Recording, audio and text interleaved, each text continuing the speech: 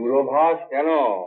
মধুর ভাসিনী, তুমি যখন ডেকে পাঠিয়েছি তখন কেন এসে থাকতে পারিনি? বলো কি খবর? আমি মোটেই তোমায় ডাকিনি। কাব্বার কাছে মৈত্রীপুরুষ বলে বেড়াচ্ছে। সেদিন যদি তুমি ওর সামনে এরকম অসভ্যতামি করতে, তোমার তাহলে চাপকে শুরু করে দিত। চাবুক মারার পদক্ষেপটা মৈত্রী বছর খুব ছোট বয়সে দিয়ে আসছে।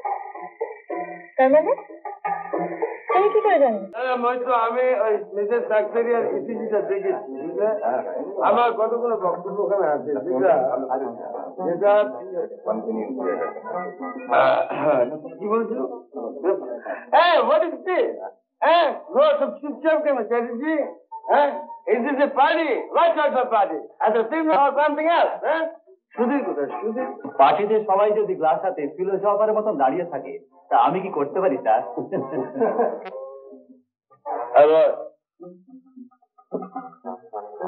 Amal, your over. No more. Over? What do you mean? মানুষের রোগ কষ্ট এগুলোকে ওভারকাম করা হচ্ছে আমাদের প্রফেশন, আর তুমি বলছো ওভার? হ্যাঁ, আমাকে তো চুপ করতে বলছো। ওই দলকে চুপ করে আছে। সুধীর ঠিক বলেছেন স্যার। সুধীর চুপচাপ থাকলে কবে কোথায় কখন কোন পার্টি আমাদের রাইট পর্যন্ত, রাইট রাইট রাইট। আমি ওকে দেখি, তুমি দয়া করে এবার একটু থামো। আমাকে থামতে বলছো? আমাকে থামাতে হলে সুধীরকে কথা বলাতে হবে, গাওয়াতে হবে, নাচাতে হবে। Please do something. পার্টিতে এরকম প্যাঁচার মতন করতে একটু ভালো লাগছে না। আমি তো বলছি, আমি দেখছি ওকে, তুমি এবার দয়া করে একটু চুপ করো। Okay okay okay darling, okay. Maitra, come on.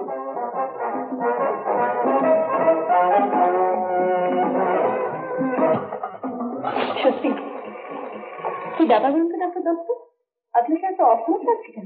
দেখুন স্যার, আমি দুর্মুখ লোক আছি, ফট করে কি বলে ফেলবো, ফটনা দিন সবার কাছে অপ্রিয় হয়ে যাবো। সেই জন্য আমি ঠিক করেছি যে আমি আজ একবারে চুপচাপ থাকবো। Sudhir, please please. আমার তো মনে হয় বিশেষ করে অনুপস্থিতিটাই কারণ। হ্যাঁ, সেটা অবশ্য ঠিকই, কিন্তু আপনি যদি বলেন তাহলে আমি আমার মধ্যে স্ক্রিপ্ট অন করতে পারি। স্যার, আমার তো মনে হয় পারেন। কেন? সেটা বোধ হয় একমাত্র চন্দ্রানীরাই পারে না।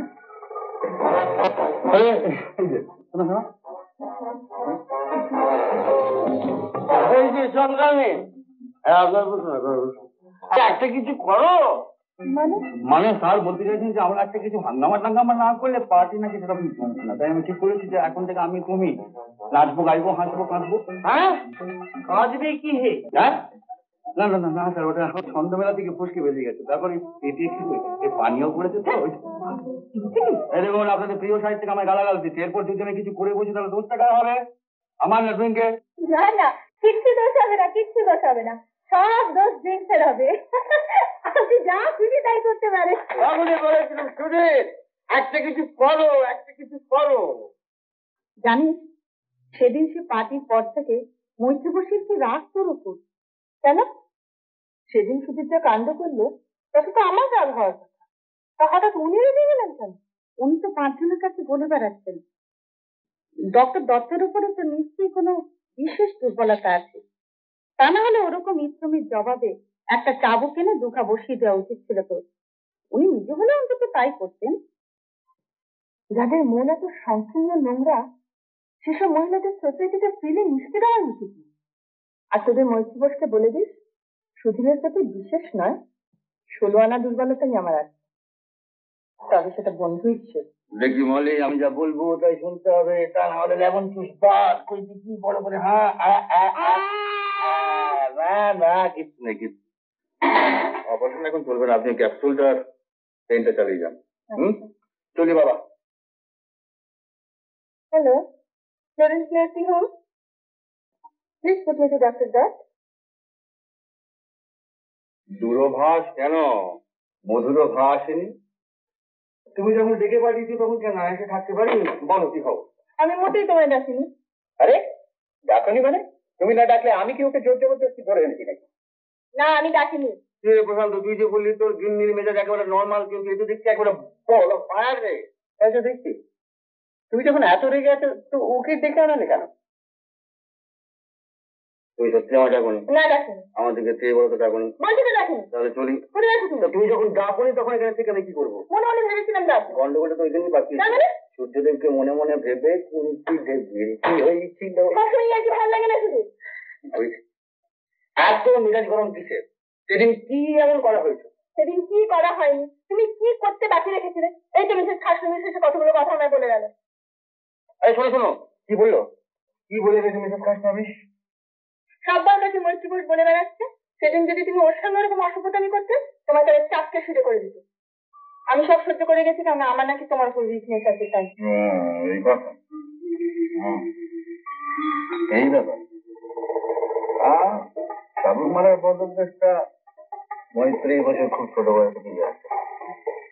তার মানে তুমি কি করে জানো? আমি জানি ওর সঙ্গে আমার একটা ছোট্ট বোঝাপড়া হওয়া দরকার। মজা খেতে দেবেন না? হ্যালো হ্যালো,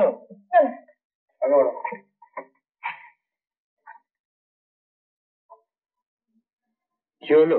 কিছু বলছো না যে? কি ভাবছো? ভাবছি ডক্টর অমল বোস পার্টি দিচ্ছেন, এত বড় আশ্চর্যের ব্যাপার। তা উপলক্ষটা কি? উপলক্ষটা ওদের বিবাহের ৫ম বার্ষিকী। ও তোমরা ডাক্তাররা যা ইচ্ছে তাই করো, ও পার্টির ব্যাপারে আমার কোনো ইন্টারেস্ট নেই। আর ওই ভদ্রমহিলার বাড়িতে আমি জীবনে যাব না। তুমি শুনলে আশ্চর্য হবে, স্যার কিন্তু সুদীর্ঘ বাদ দিতে পারেনি, আজ সে যাচ্ছে। তাই নাকি? বাচ্চালে তবে তো আমার যাওয়ার কোনো প্রশ্নই ওঠে না, আমি কিছুতেই যাব না। তোমাকে যাওয়ার জন্য সুধীর স্পেশালি রিকোয়েস্ট করেছে। আমরা আমাদের গাড়িতে যাবো, সুধীর আলাদা যাবে। আর তাছাড়াও কথা দিয়েছে ওখানে গিয়ে ও তোমাকে চিনতেই পারবে না। চিনতে পারুক না পারুক আমার কিচ্ছু এসে যায় না। আমি প্রতিজ্ঞা করেছি যে পার্টিতে সুধীর আছে আমি সেখানে নেই। চন্দ্রানী, তুমি কিন্তু সুধীরের ঠাট্টাটাকে সিরিয়াসলি নিয়ে ওর ওপর খুব অবিচার করছো। আর তাছাড়া তুমি বুঝতে পারছো না, তুমি যদি না যাও তো মৈত্রী ঘোষ ধরে নেবে যে তুমি ওর ভয়েই গেলে না। হ্যাঁ, তুমি যে ওকে ভয় পাও না সেটা এস্টাবলিশ করার জন্য অন্তত তোমার যাওয়া উচিত, বলো ঠিক কি না? খুব বাচ্চারাম বিরক্ত। তো ঘুমো, আলোটা নেব। ওরে জামাই তো কোনো 8 নম্বর পেশেন্টের কোনো গার্জেন এখানে উপস্থিত আছে? না, ডক্টর রয় বোধহয় সিজারিয়ান এক্সপেক্ট করছেন। আছে, তাই পেশেন্টের গার্জিয়ানকে তাড়াতাড়ি 4টের সময় আসতে বলেছেন। আছে। ডক্টর রায়কে বলবেন যে আর্জেন্সি দেখে আমি অপারেশন করে দিচ্ছি। পেশেন্ট এবং চাইল্ড দুজনই ভালো আছে।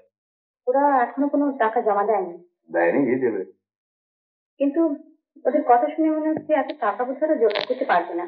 যে টাকাটা শর্ট পড়বে আমার নামে লিখে দিও। Any more questions? No. You are beyond all question. এরকম আরো অনেক সিনেমা দেখতে হলে ডাউনলোড করুন ক্লিক অ্যাপ।